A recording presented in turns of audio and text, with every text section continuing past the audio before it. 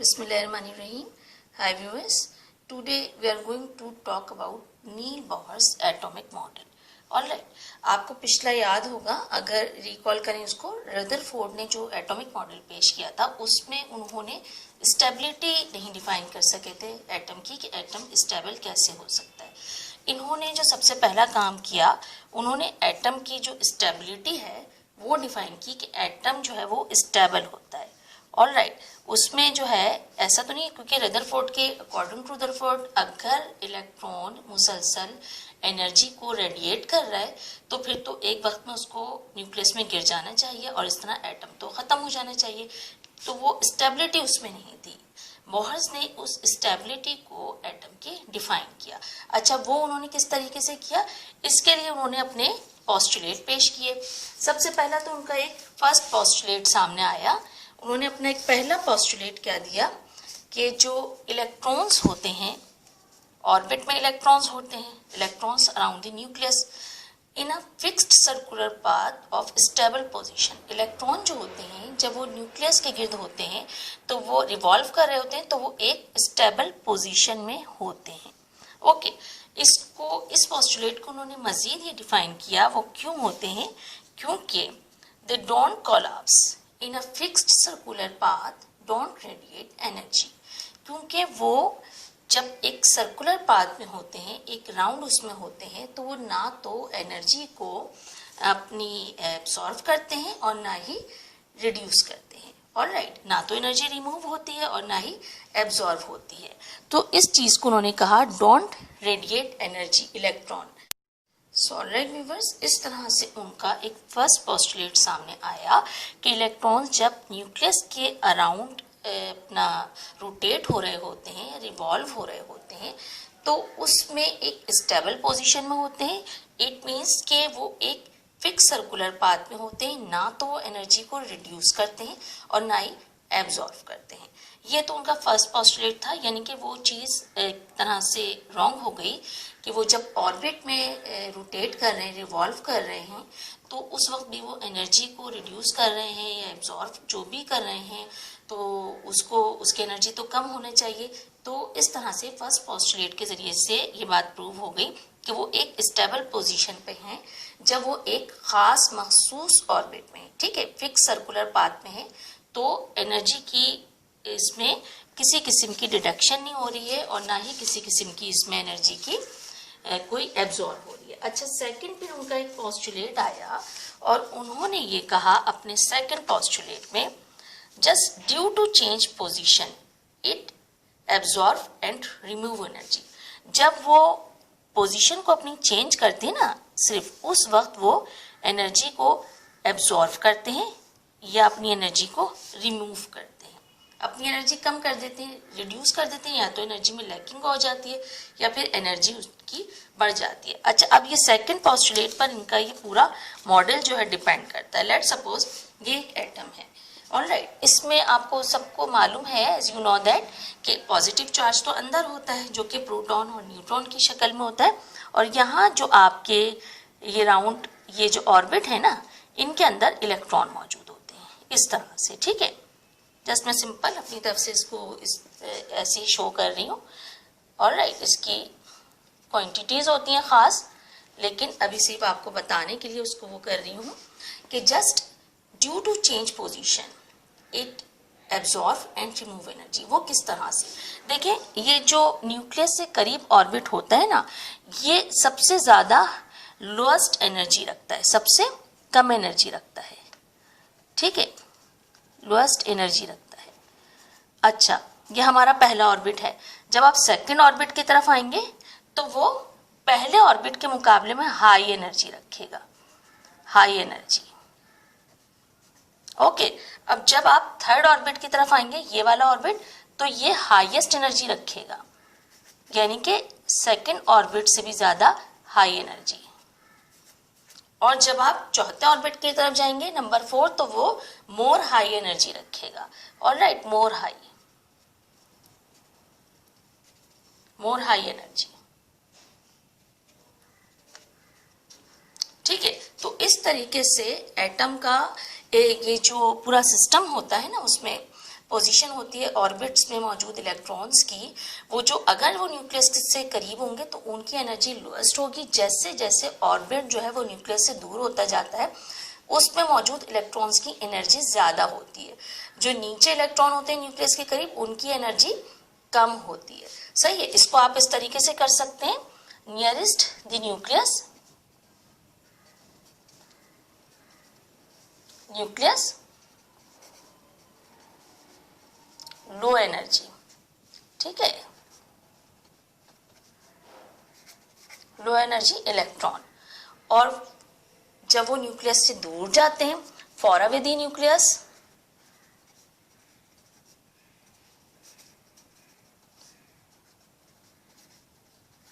सो वो क्या होते हैं, हाई एनर्जी होते हैं, हाई एनर्जी इलेक्ट्रॉन्स होते हैं। ऑलराइट, सो यहाँ पर तो ये बात एक छोटी सी क्लियर होना जरूरी था ताकि आपको उसको डिफाइन समझने में आसानी होती है। ठीक है, तो जो करीब होगा न्यूक्लियस से ऑर्बिट उसमें मौजूद इलेक्ट्रॉन्स की एनर्जी कम होगी, जैसे जैसे दूर होते जाएंगे इलेक्ट्रॉन्स उनकी एनर्जी बढ़ती जाएगी। ऑलराइट, यानी यहाँ पर जो लास्ट ऑर्बिट में इलेक्ट्रॉन होगा उसकी तो बहुत हाई एनर्जी होगी और जो न्यूक्लियस से करीब होगा एज कम्पेयर टू उससे लास्ट ऑर्बिट वाले की ज्यादा हाई होगी। तो होता क्या है, सेकेंड पोस्टुलेट के अकॉर्डिंग उन्होंने कहा कि just due to change position, अब क्या होगा कि अगर इलेक्ट्रॉन हाई ऑर्बिट से यहां से जंप करता है एक नीचे एक लोएस्ट ऑर्बिट की तरफ, तो उस वक्त वो एनर्जी को क्या करेगा, वो उस वक्त एनर्जी को रिमूव करेगा। ऑलराइट, एनर्जी उसमें से निकलेगी, रेडिएशन होगी, यानी एनर्जी रिड्यूस करेगा। और अगर इलेक्ट्रॉन लो ऑर्बिट से हाई ऑर्बिट की तरफ जाता है तो एनर्जी को एब्जॉर्ब करता है। ऑलराइट, अच्छा, अब वो सो इस तरीके से हम इसको कैसे मजीद उसको वो कर सकते हैं, जब इलेक्ट्रॉन हाई एनर्जी लेवल से, लेट सपोज लास्ट ऑर्बिट है ना, लास्ट ऑर्बिट से वो जाना चाह रहा है इसमें या बिल्कुल जो न्यूक्लियस से करीब ऑर्बिट है उसमें जाना चाह रहे हैं, तो वो उस वक्त एनर्जी को अपने अंदर से रिमूव करेगा। ऑलराइट, सो होता क्या है, when electron go high to low level, low level, जब वो हाई से लो लेवल में जाता है सो वो क्या करेगा, सो वो एनर्जी को रिड्यूस करेगा, सो रिड्यूस एनर्जी। ठीक है, जब तक वो अपने ऑर्बिट में था वो मुस्तकिल स्टेबल था, ना वो एनर्जी को रिड्यूस कर रहा था और ना ही एब्जॉर्व कर रहा था। ऑलराइट, लेकिन अब वो क्योंकि एक हाई पोजीशन पे और उससे वो लो उस पर जा रहे हैं, लो वाले ऑर्बिट में जा रहा है जो कि न्यूक्लियस से करीब है, तो उसकी एनर्जी तो लोएस्ट होगी वहां पे मौजूद इलेक्ट्रॉन्स की, और वो वहां जाना चाह रहे तो वो अपनी एनर्जी को रिड्यूस करेगा।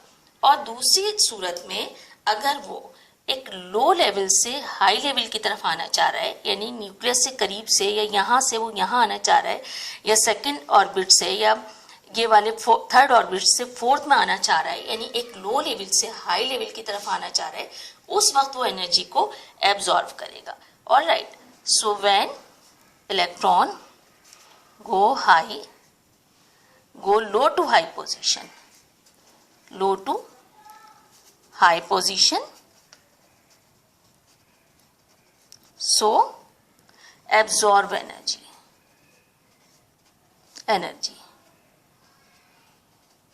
ऑलराइट, सो इस तरीके से देखें, जब इलेक्ट्रॉन एक लो से हाई पोजीशन की तरफ आएगा, लेट सपोज वो चाह रहे मैं फर्स्ट ऑर्बिट से सेकंड में आ जाऊं, थर्ड में आ जाऊं या फोर्थ में आ जाऊं, उस वक्त वो एनर्जी लेगा। सही है, इट विल टेक एनर्जी, वो एनर्जी लेता है, और जब वो हाई से लो में जाता है तो वो एनर्जी देता है। ऑलराइट, ओके, अब इन्होंने इसको मैथमेटिकली भी प्रूफ किया। उन्होंने कहा कि यहाँ पर E2 minus E1 is equal to H mu. अब ये E2 माइनस E1 क्या है, ये बराबर होता है डेल्टा E के। इट मीन्स जब इलेक्ट्रॉन अपनी पोजीशन चेंज करता है, एक ऑर्बिट से दूसरी ऑर्बिट में जाता है, when electron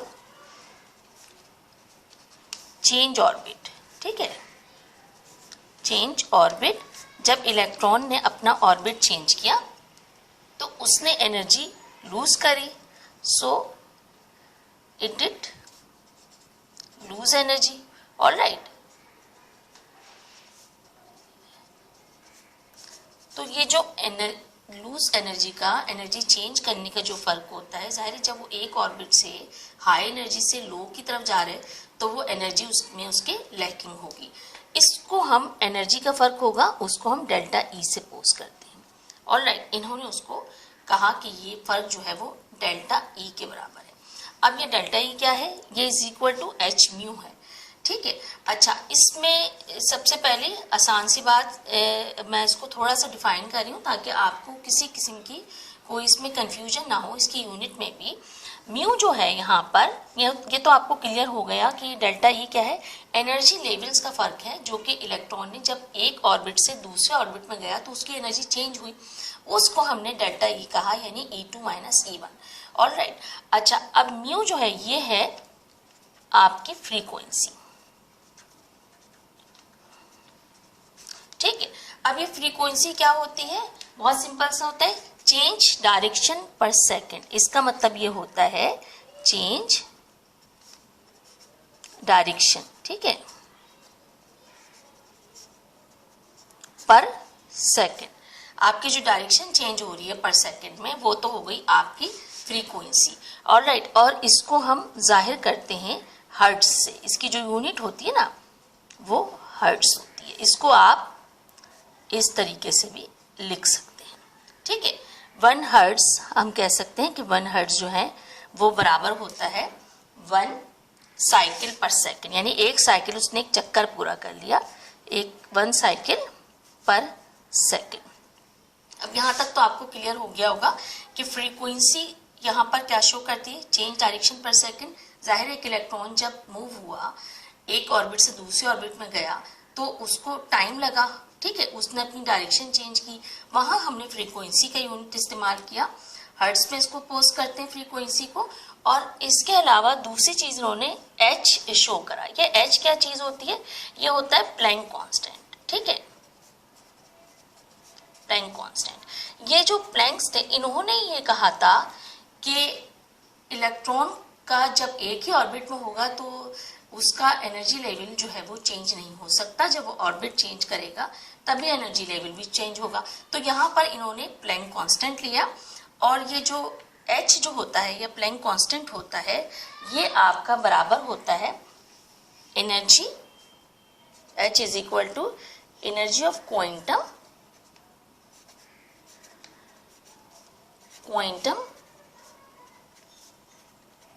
divided by frequency.